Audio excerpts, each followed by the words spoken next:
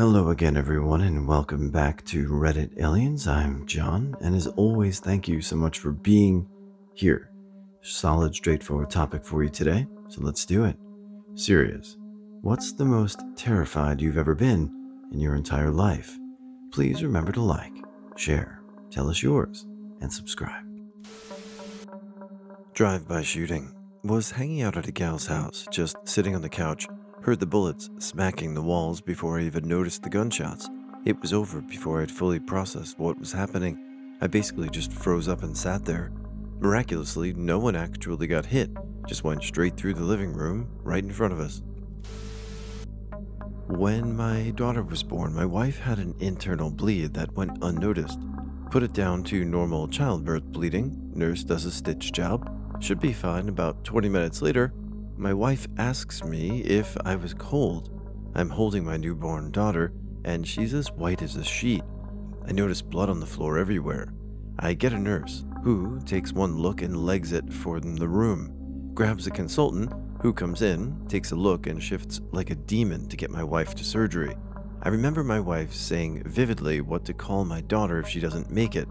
So I'm standing there, in the ward, holding my hours-old daughter, and my wife is in surgery thinking, I can't do this myself. Story ends well, thanks for sticking with me. Wife and daughter both fine, but that moment was utterly terrifying. I was at swim practice when I was 15 and saw my mom walk down the bleachers at the pool.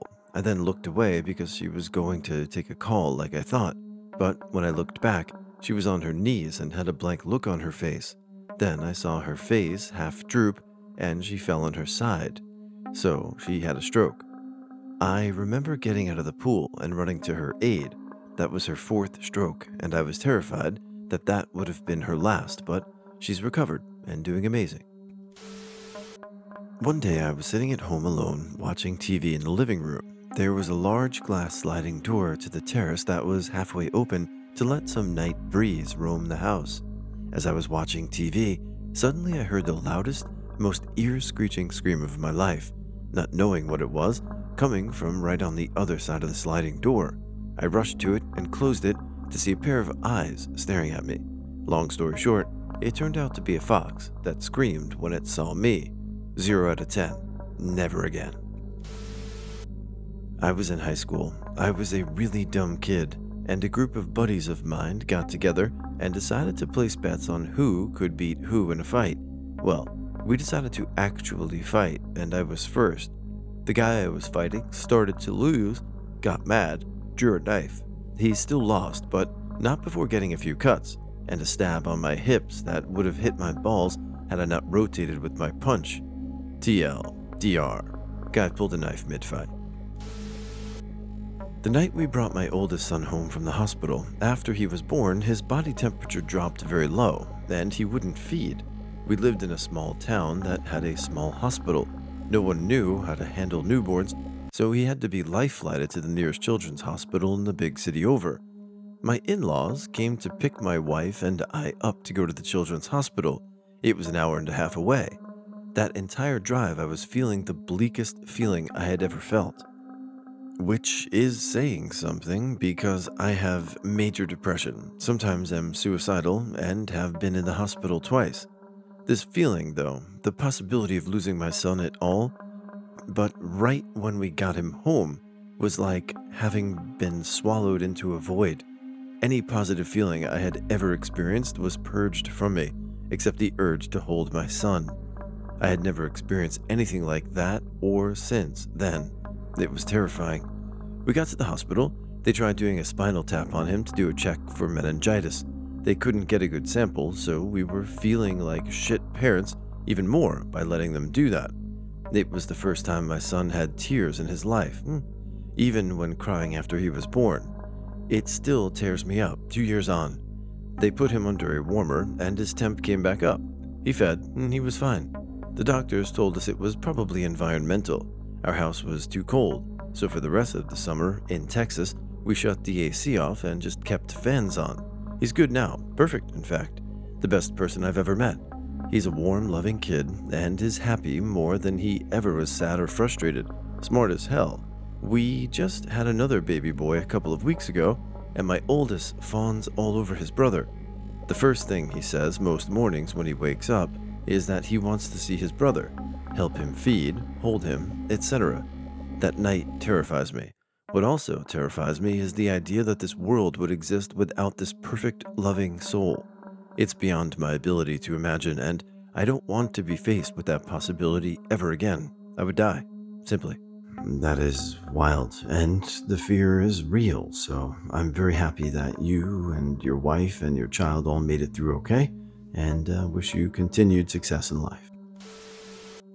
When I was 8, I went into the wave pool at a water park.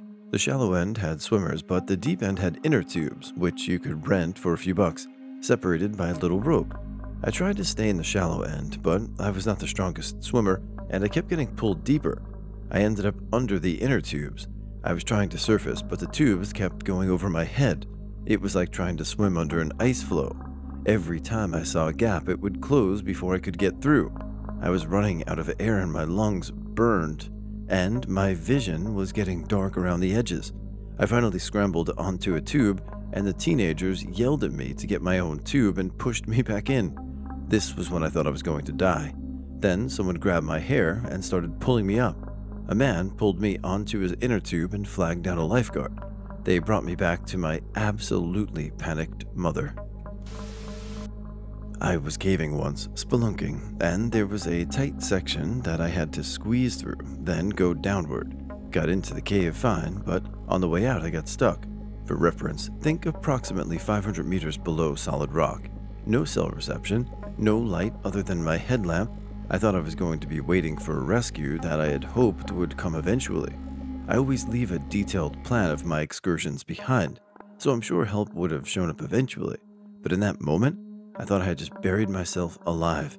I eventually was able to backtrack a bit and reposition myself in a way that I was able to squeeze through, but I've not been back in a cave since. My friends and I always walked home from school on the train tracks in junior high. There was a long bridge across a river, not like Stand By Me. There were 2 tracks, and it had a rickety wooden railing and a sidewalk consisting of 2 boards. One of my friends always refused to cross it, and he would climb down the embankment and cross on the road bridge way below and meet us on the other side. We always shouted down to him that he was a pussy. Inevitably, a train came when we were crossing. It was a freight train, and we somehow didn't hear it until it was already rounding the corner onto the bridge, blaring its horn at us. There was no time to scramble across to the other side. We just pressed against the railing and hoped there was enough space. There was, but my friend, who had the large backpack, got knocked into me when a ladder slammed into his backpack. 2 of my friends were crying, and our one smart friend, who always went around, was waiting to call them pussies on the other side. Runner-up was when I was face to face with a black bear, but I quickly realized he was more scared of me than I was of him. I was around 9 or 10. I fell through the ice of an only mostly frozen pond visiting my grandparents. When my feet touched the bottom, I kicked up but couldn't immediately find the hole I had fallen through. I scrambled for the edge of the hole for a few frantic seconds before my sister, who saw me fall through, managed to grab my hand and drag me back to the surface. I managed to haul myself mostly out, and then we began the cold, miserable walk back to my grandparents' house. I came down with pneumonia and ended up bedridden for the better part of 3 weeks. When I was 16, a group of friends and I were playing on the mudflats at a beach called Kincaid in Alaska. We had been out there for a couple of hours looking at all the shells that had been washed up, joking around and soaking up some sun. We had noticed the tide was starting to come in, and we were about half a mile from the shore. We started walking back to the shore, thinking, of course, we had enough time to make it back. The tide started coming in faster, and we started running.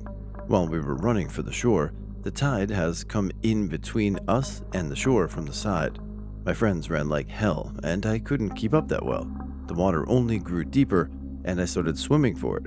My friends made it, with the help of people already standing on the beach.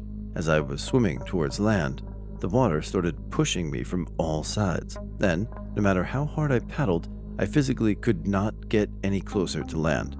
I was stuck in Alaskan ocean water, freezing and exhausted for nearly an hour, while my friends and the beachgoers screamed for me and called the Coast Guard. I knew full well that dying was a legitimate possibility. I talked to God and asked him to please send a firefighter named Jeff rescued me via jet ski and brought us to an ambulance while news reporters were crowding, shoving cameras in my face, and asking me questions that I do not remember. There was a kind woman walking me to the medics, blocking my face and telling me not to talk to the news people. Kinda seemed dramatic, but yeah, medics checked me out, called my dad, and I went home that day unscathed and very, very lucky. The 3 longest seconds of my life when I thought I accidentally killed a child. I'm a pretty big guy, 186 centimeters, 100 kilograms, 6'1", 220. I was at a water park. There was a 3-meter tower. Before me went a small girl, maybe 6 years old. She climbs the tower and jumps. I see her hit the water. I climb the tower. I look down and see her swim to the edge of the pool. I run and jump, look down, and time stops. Somehow, the girl is directly below me. I managed to position myself so I hit her ass first, directly on her neck. I'm underwater. I try to grab her and pull her to the surface. At this point, I'm certain I broke her neck, and I started thinking of things to say to her family, and then to my family. The relief I felt when she cried in pain was so much. Thankfully, nothing bad happened as far as the lifeguard could tell. Apparently, she swam away to the right first, but then noticed her friends were on the other side, so she turned around. Her mother was furious with me, of course, but after explaining what happened, she saw it wasn't my fault and just confronted her daughter. Hopefully, she doesn't have any lasting damage. That moment where the pure joy of jumping off turned into pure terror when I looked down and saw the inevitable crash, and the seconds before we surfaced and I heard she was alive still haunt me. That is frightening for sure. I'm glad, obviously, that the girl turned out okay and that you came out of it all right as well, and that the mother resisted that primal urge to lash out at something that hurt hers and was rational about it. I was visiting Iceland with my mom. We were hiking up this trail to get to a river hot spring, and we came across a small outcropping that overlooked a fairly deep crevasse of the mountainside. I thought, cool, I'll walk out there and have my photo taken. So I handed my mom my phone and made my way out there, walked to the end, posed for the shot, and a gust of wind came out of nowhere and picked me up off of my feet. For a second, my feet were completely off the ground. I felt weightless. I was 100% sure that wind was going to blow me clean off the mountain and I would fall to my death. My life flashed before my eyes. Luckily, it immediately dropped me back down, and I turned and walked back to the trail as quickly as I could. I could feel my heart in my throat. It was pounding that hard. That's never happened to me before, being completely helpless like that. I've been in strong winds before, but never one so strong that they can pick me up like I weigh nothing. It was crazy. Iceland is amazing, but it will kill you. I'm a boater fisherman. I've been on the water since I was a kid, so I have a lifetime of experience. I was once in the middle of the Chesapeake Bay by myself, trolling, and out of nowhere came the fastest moving thunderstorm I've ever seen. It was on top of me before I knew it. For about 40 to 45 minutes, I was plowing my way through a really serious storm with lightning strikes all around me. I was certain I was going to get hit by lightning. I was in a 23-foot fishing boat with nowhere to hide. Somehow, by the grace of God, I made it to shore safely. That was the most terrifying event of my life. My ex and I were camping and went to a place called Alpine Lake to look at the Milky Way. I grew up in a city, so I never saw the Milky Way until that trip. I was excited, so we left early. I drove the entire time to the lake. It was super quiet when we got there. There really was no one around. At first it was nice, but as time went on it got even more quiet, and an uneasiness started creeping up. We tried to push through it, but the darker it got, the worse the feeling got. Eventually the feeling we both had was so bad, we both started to sweat and shake. After 30 minutes, we decided to leave. The worst part of that sensation was the fact that we both felt like we were being watched. So I quickly pulled out of the spot, and we were in it and headed back to the place we were staying. However, the uneasiness stayed. Once we got to the highway, we noticed a car that was behind us after 15 minutes of driving. At first, it didn't seem like anything, but it followed our every move. Every time we sped up, the car sped up. If we moved to another lane, it followed. It got to the point where this car was not letting up and started inching closer and closer to our car. At this point, feeling of fear fully set in. By this time, 30 minutes had elapsed. It was then we realized that this car was following us. No matter what we did try and get farther ahead or behind this car, it kept our pace. Only by some miracle, another car happened to come by and get in between. By then, we were halfway back to the place we were staying, and we knew there was a large lodge coming up. We both realized that was our only time to escape, so we sped up even faster and pulled into the lodge parking lot.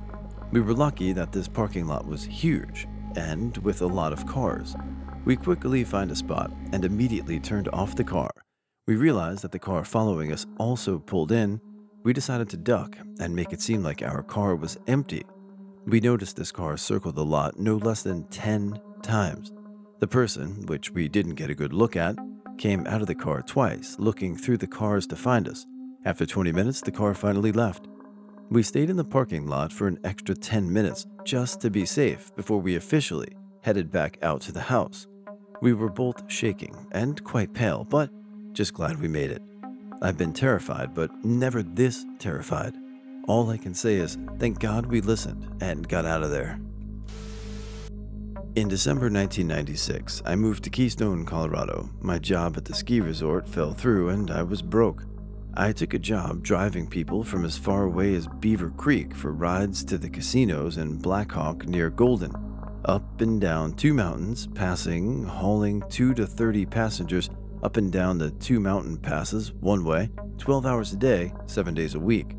We lived on our DOT logs per instructions. One snowy day, felt the traction slip going over a bridge coming down Vail Pass. I nearly shit myself, thinking I was going to kill everybody on board. Played it like it was nothing, but I don't think anyone was fooled. Only lasted 6 months doing that.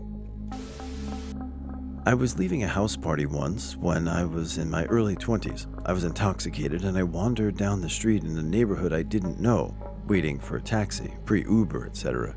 It got darker and darker, with no streetlights, and I noticed someone coming towards me in a hoodie. My alarm bells went off and I quickly turned around, and there was another person coming from the other direction. I couldn't run fast enough. I was caught. They shoved a pistol in my ribs and robbed me. I've never been so terrified. I ran to the nearest apartment complex and banged on every door. Yes, I know this is terrifying for the homeowner. I was dumb and young. Finally, a lady opened the door, let me in, and let me use her phone to call the cops. I never walk alone anymore. Yes, you probably scared people banging on the doors, but you protected yourself and you didn't mean harm to the people you were seeking shelter with. So, you gotta do what you gotta do. I don't find any fault in that at all. It's a toss between these two. As a 7 to 8-year-old, I nearly drowned while playing at the lake with some friends and family. I accidentally got stuck under a big foam paddleboard in less than a foot of water.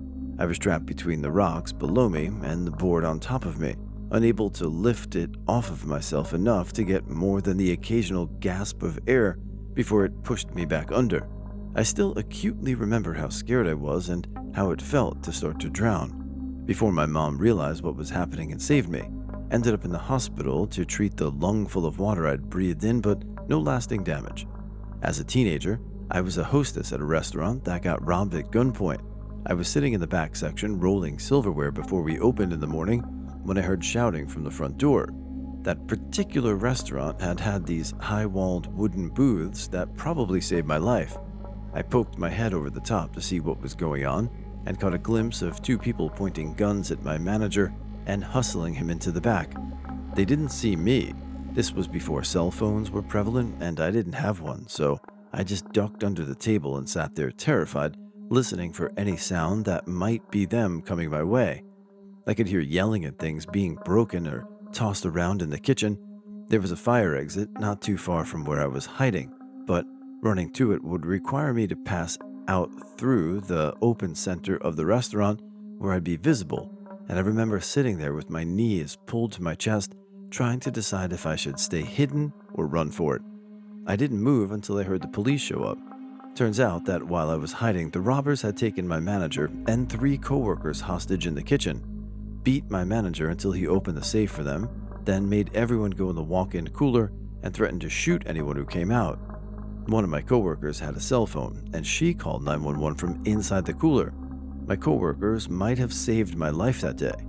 None of them said a word about me being in the building. The robbers thought they had everyone in the back. My mom was going through a manic episode for the first time I witnessed. I was 12 and couldn't really process what I was seeing. She would randomly scream and cry, lashing out on me, until my dad came over to comfort her. What a trooper, my dad's the best. I was so scared every time, but I knew that I couldn't freak out, because that would make her more scared. It lasted for 3 days, until one day, I found my parents sitting together, having a nice rest. Both of them were just casually sitting and talking, both smiling. I walked in, and we talked for a few minutes, until my dad said something I can't recall what, that sent my mom off. She grabbed him by the face with both hands and shook him, whilst screaming at him. I got so frightened that I slowly started to back away. My mom then yelled something to my dad along the lines of, "Look what you did to him," as she knew I was afraid. As I started to increase my speed of moving away, my mom began to scream more and more. I bolted upstairs to the main floor of the house, and as I was running out the door, I heard the loudest scream I'd ever heard from my mom, and I bolted. Like Forrest Gump. In my head, she was going to chase after me, as I didn't really understand what was happening, so I ran and ran and ran. I ran for about a mile through the woods to a ditch by my friend's house, where I hid for probably about half an hour, calling my dad nonstop to see when it was over. He never picked up, so I decided to walk back home, and when I arrived there were 2 cop cars outside. I walked in, and my mom was in a screaming match with 2 cops, while one was holding her back. My dad, who was talking to a cop when I walked in, told me to go to the basement, where I waited out until the aftermath with my dogs. She went to a mental institution for about a month, and has thankfully not had an episode since. One of the cops invited me back upstairs after she had left, and I finally knew it was all over. My dad gave me the most comforting hug I think I've ever received. I think that day was 2 most evers for me. Most afraid and fastest ran.